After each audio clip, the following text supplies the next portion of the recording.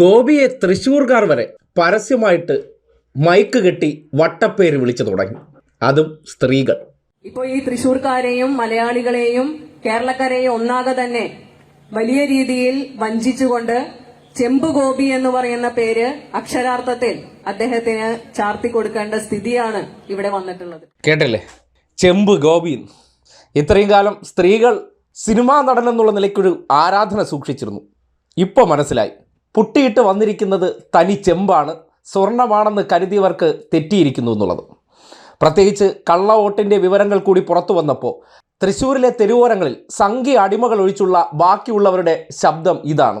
ഇത്രയും വലിയൊരു കപടനെയാണല്ലോ നമ്മൾ ജയിപ്പിച്ചത് എന്നുള്ള നാണക്കേടിൻ്റെ പടുകുഴിയിലേക്ക് അവർ തലയും കുത്തി വീണിരിക്കുകയാണ്. അങ്ങനെയാണ് ഇന്നലെ ഉയർന്നു കേട്ട ഈ ഒരു സ്ത്രീ ശബ്ദം സോഷ്യൽ മീഡിയയിൽ ഏറെ ശ്രദ്ധിക്കപ്പെട്ടിരിക്കുന്നത്. നേരത്തെ ഇവിടെ സൂചിപ്പിച്ച പോലെ തൃശ്ശൂർ ഞാനിങ് എടുക്കുക എന്ന് പറഞ്ഞാണ് സുരേഷ് ഗോപി വന്നത്. തൃശ്ശൂർ എടുക്കാനും പറ്റിയില്ല, ഈ തൃശ്ശൂരുകാർ കൊടുത്തുമില്ല. അപ്പൊ പിന്നെ തൃശ്ശൂര് കട്ടെടുക്കുക എന്ന് പറയുന്ന ഏറ്റവും ഹീനമായിട്ടുള്ള മാർഗമാണ് സുരേഷ് ഗോപി ഇവിടെ ചെയ്തു വെച്ചിട്ടുള്ളത്.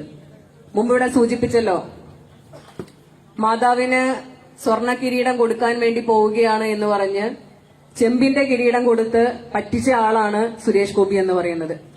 ഇപ്പോൾ ഈ തൃശ്ശൂർക്കാരെയും മലയാളികളെയും കേരളക്കാരെയും ഒന്നാകെ തന്നെ വലിയ രീതിയിൽ വഞ്ചിച്ചുകൊണ്ട് ചെമ്പ് ഗോപി എന്ന് പറയുന്ന പേര് അക്ഷരാർത്ഥത്തിൽ അദ്ദേഹത്തിന് ചാർത്തി കൊടുക്കേണ്ട സ്ഥിതിയാണ് ഇവിടെ വന്നിട്ടുള്ളത്. നേരത്തെ ഇവിടെ പറഞ്ഞല്ലോ, മറ്റു പല ആളുകളുടെയും വോട്ട് മാത്രമല്ല ചേർത്തിട്ടുള്ളത്. സുരേഷ് ഗോപിയുടെ വീട്ടിൽ നിന്ന് മാത്രം 11 വോട്ടുകളാണ് ഈ ലോക്സഭാ തെരഞ്ഞെടുപ്പിന്റെ ഭാഗമായി ചേർത്തിയിട്ടുള്ളത് എന്നുകൂടി നമ്മൾ മനസ്സിലാക്കേണ്ടതുണ്ട്. അത് സുരേഷ് ഗോപിയുടെ ഭാര്യയും മക്കളും മാത്രമല്ല, സുരേഷ് ഗോപിയുടെ സഹോദരങ്ങളും അവരുടെ ഭാര്യമാരും മറ്റു ബന്ധുക്കളും ഉൾപ്പെടെയുള്ള ആളുകളെയെല്ലാം തന്നെ പേര് ചേർത്തി കഴിഞ്ഞിരിക്കുക.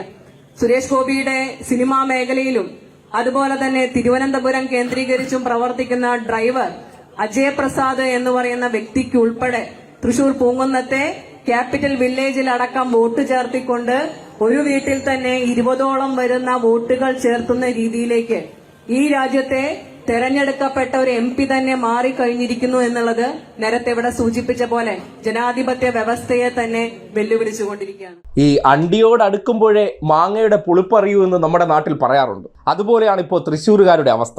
ഒരു വർഷം ആയപ്പോഴാണ് യഥാർത്ഥ ചെമ്പിനെ തിരിച്ചറിഞ്ഞത്.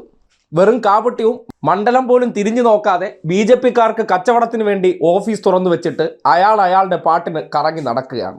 ജനങ്ങളുടെ പ്രശ്നമുണ്ടെങ്കിൽ BJP ഓഫീസിൽ കൊണ്ടുപോയി കൊടുക്കാനാണ് പറയുന്നത്. അവിടെ ആകുമ്പോൾ ആ പേപ്പർ കൂട്ടിവെച്ച് അവർ ആക്രയ്ക്ക് കൊടുത്ത് ഉള്ള പൈസ മേടിച്ചോളും. അപ്പോൾ അവർക്കൊരു വരുമാനം. അങ്ങനെ ജനങ്ങളെ സ്വർണം പൂശി വന്ന് പറ്റിച്ച ചെമ്പാണെന്ന് തിരിച്ചറിഞ്ഞതിൻ്റെ അടിസ്ഥാനത്തിലാണ് ഇപ്പോൾ പ്രതിഷേധം ശക്തമായിരിക്കുന്നത്, വിമർശനം പരക്കെ ഉയരുന്നത്.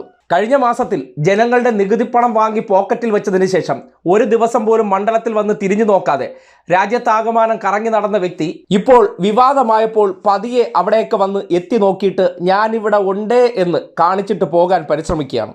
പക്ഷേ ജനങ്ങൾ അസംതൃപ്തരാണ്. സ്ത്രീകൾ ഉൾപ്പെടെയുള്ളവർ ചെമ്പേ എന്ന് പരസ്യമായി വിളിച്ചു തുടങ്ങി. എന്താണ് മനസ്സിലാക്കേണ്ടത്? തൃശ്ശൂരുകാർ കുറച്ച് വൈകിയെങ്കിലും യാഥാർത്ഥ്യം തിരിച്ചറിഞ്ഞിരിക്കുകയാണ്. സവർണതയും പ്രശസ്തിയും കുറച്ച് പണവുമുണ്ടെങ്കിൽ സംഘികൾ മുന്നിൽ കൊണ്ടുവന്നിട്ട് ഇത് രാജാവിനെ പോലെ നിങ്ങൾ വണങ്ങേണ്ട വ്യക്തിയാണെന്ന് പറഞ്ഞാൽ അങ്ങനെ വണങ്ങിയാൽ ഉണ്ടാകുന്ന അപകടത്തെക്കുറിച്ച് തിരിച്ചറിയുന്ന അല്ലെങ്കിൽ അനുഭവിക്കുന്ന സാഹചര്യമാണെന്ന് വ്യക്തമാവുകയാണ്.